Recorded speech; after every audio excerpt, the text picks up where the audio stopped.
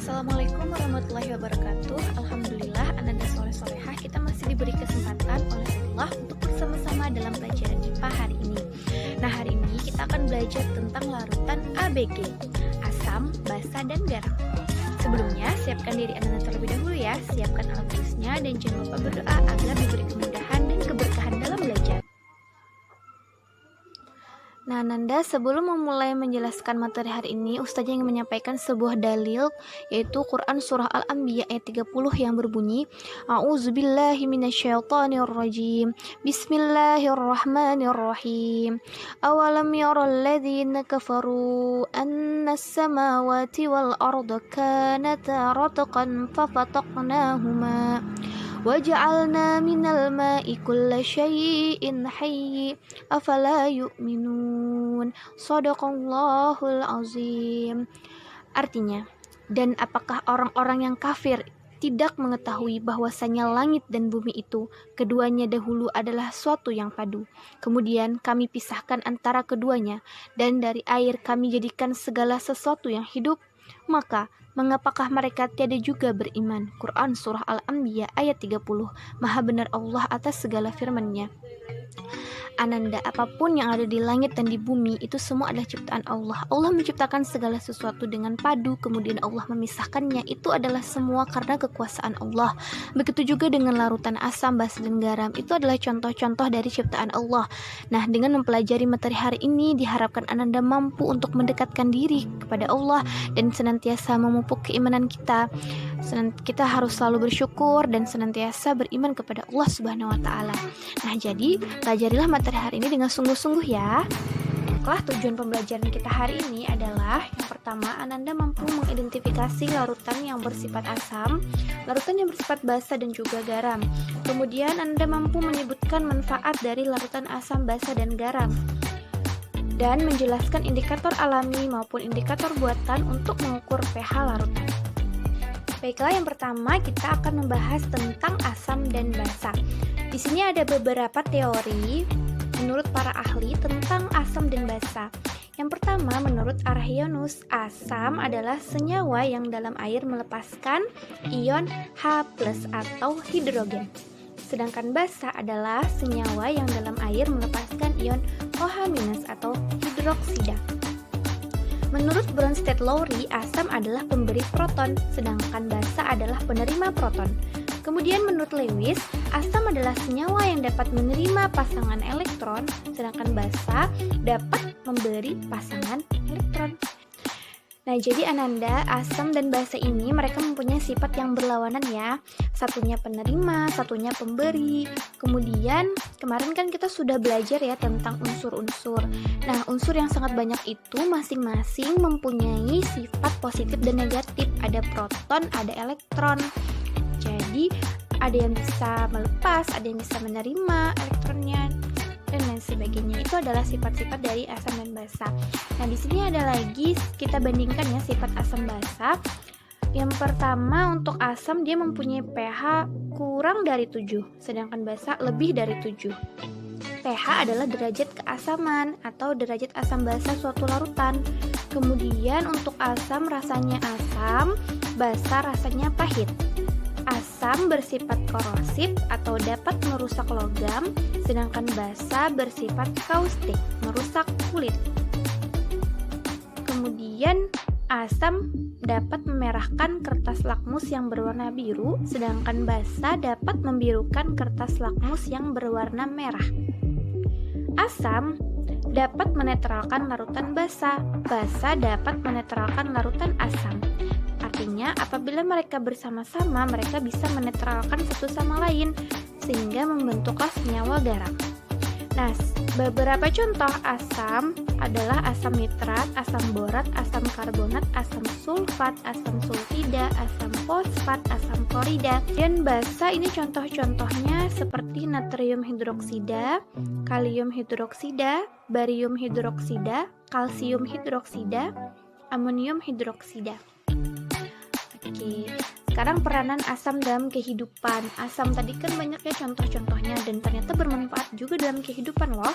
Misalnya di bidang industri, bisa digunakan untuk bahan pupuk, obat-obatan, bahan peledak, plastik, plastik dan pembersih logam-logam tertentu. Kemudian dalam bidang industri makanan bisa digunakan sebagai pengawet makanan seperti senyawa asam asetat, asam askorbat, asam propanoat, dan asam benzoat yang digunakan untuk mengawetkan makanan ataupun minuman. Nah, adapun manfaat dari larutan basa juga banyak loh, seperti digunakan untuk bahan pemutih dan pembuatan pupuk, yaitu senyawa amonia yang sifatnya adalah basa lemah. Obat untuk mengurangi tingkat keasaman tanah, kalsium hidroksida, kemudian ada juga yang digunakan untuk bahan pembuatan semen pada senyawa kalsium oksida ya. Tablet mengurangi asam lambung atau untuk obat MAH. Nah, itu dibuat dari senyawa basa yaitu magnesium hidroksida. Kemudian bahan untuk membuat sabun ada senyawa natrium hidroksida. Nah, sifat-sifatnya itu kan ada lemah, ada kuat ya. Dari mana kita mengetahui larutan tadi sifatnya basa lemah atau basa kuat? Nah, kita bisa menggunakan indikator larutan asam dan basa. Jadi indikator asam dan basa itu kita bisa menggunakan alat yang namanya pH meter. Nah, di sini ada beberapa gambar pH meter ya, alat untuk mengukur derajat keasaman ataupun asam basa larutan. Nah, indikator pada pH meter ini derajat asam basanya itu dari skala 0 sampai 14. Oke, nah rentang pH, untuk pH kurang dari 3 kita sebut sebagai asam kuat. Artinya sifat asamnya itu sangat kuat, seperti sifat-sifat yang tadi sudah Ustazah sebutkan. Nah, warnanya itu biasanya ditandai dengan warna merah ya untuk pH meternya. Kemudian untuk rentang pH 3 sampai 6 itu adalah asam lemah, warnanya jingga atau kuning. Jadi pH tadi kan 1 sampai 7 itu ada bersifat asam ya, atau kurang dari 7 adalah sifat asam. Nah, semakin sedikit angkanya atau semakin rendah pH-nya berarti asamnya semakin kuat. Itu ya. Kemudian untuk angka 7, apabila pH-nya 7 berarti sifatnya netral, diberi keterangan dengan warna hijau. Nah, untuk pH di atas 7, rentang dari 8 sampai 11 itu disebut basa lemah, warnanya biru. Kemudian lebih dari 11, berarti dari 11 lebih sampai 14, itu sifatnya adalah basa kuat.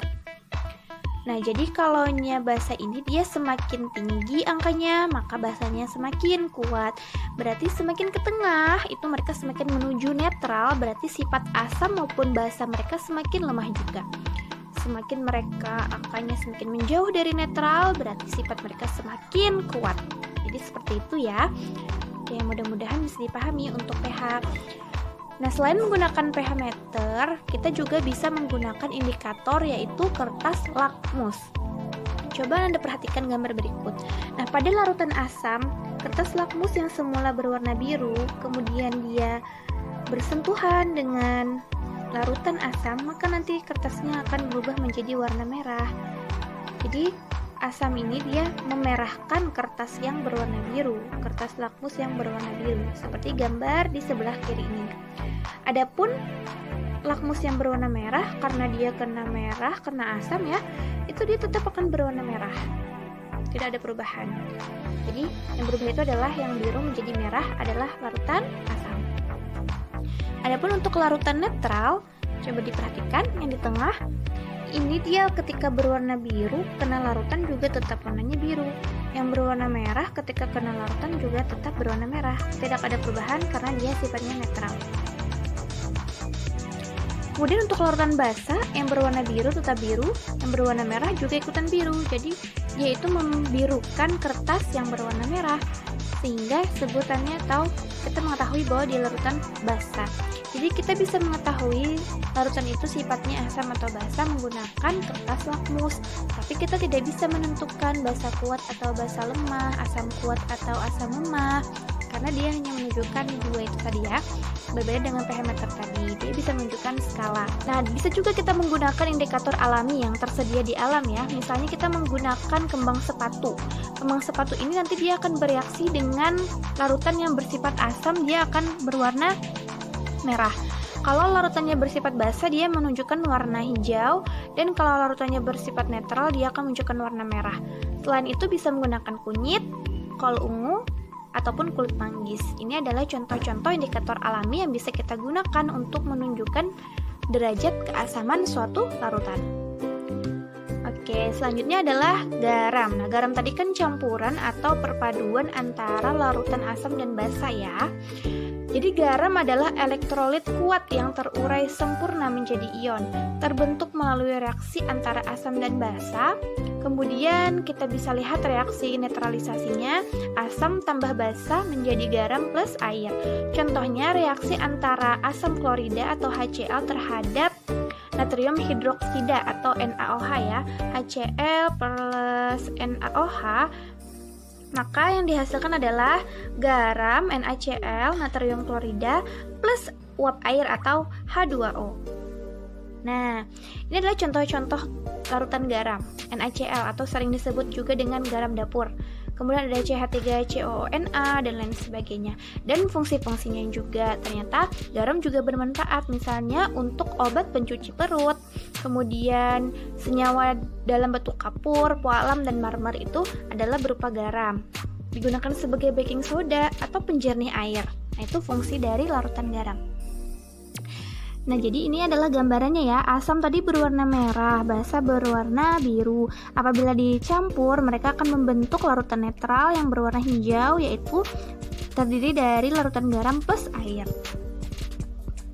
Jadi, kesimpulannya perbedaan asam, basa, dan garam bisa dilihat dalam tabel berikut. Oke, sifat asam masam, sifat basa pahit, sedangkan garam rasanya manis, asin, atau tidak berasa, macam-macam ya. Kemudian sifat asam derajatnya kurang dari 7, pH-nya basa lebih dari 7, sedangkan untuk garam derajat keasamannya itu netral atau 7. Asam memerahkan kertas lakmus biru, basa membirukan kertas lakmus merah, garam tidak merubah warna atau netral. Kemudian asam tidak merubah warna kertas merah karena dia sifatnya tadi sudah berwarna merah ya. Basa dia tidak merubah warna kertas lakmus biru.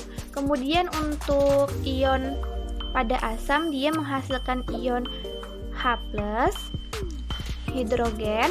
Kemudian basa menghasilkan ion OH- atau hidroksida. Sedangkan garam tidak menghasilkan ion H ataupun ion OH. Nah, jadi kesimpulannya yang pertama, larutan asam senyawa yang melepas ion hidrogen, basa adalah senyawa yang melepas ion hidroksida atau OH-. Garam terbentuk dari reaksi antar asam dan basa. Larutan asam, basa, dan garam memiliki manfaat untuk kehidupan. Indikator untuk mengukur derajat asam basa atau pH itu adalah menggunakan indikator alami maupun indikator buatan. Nah, Ananda kembali lagi ya, bahwa Allah Subhanahu wa Ta'ala itu menciptakan langit dan bumi serta sesuatu itu padu. Kemudian Allah juga dapat memisahkannya.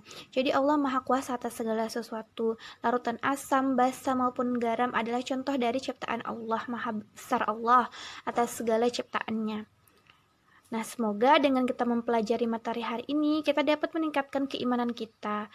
Kita harus selalu bersyukur kepada Allah. Ternyata dengan berkat Allah menciptakan larutan yang sifatnya asam ataupun basa ataupun garam, itu bisa kita gunakan untuk berbagai kebutuhan kita. Coba seandainya Allah menciptakan semua larutan itu sifatnya sama, asam semuanya, maka tidaklah bisa kita gunakan untuk berbagai macam hal. Nah, jadi Allah itu Maha Kuasa dan Maha Besar, serta ciptaan Allah itu Maha Sempurna. Segala yang Allah ciptakan bermanfaat dan kita wajib untuk bersyukur atas ciptaan Allah. Demikianlah materi yang sudah disampaikan hari ini. Semoga bermanfaat bagi kita semua. Tetap semangat, tetap jaga kesehatan. Terima kasih. Wassalamualaikum warahmatullahi wabarakatuh.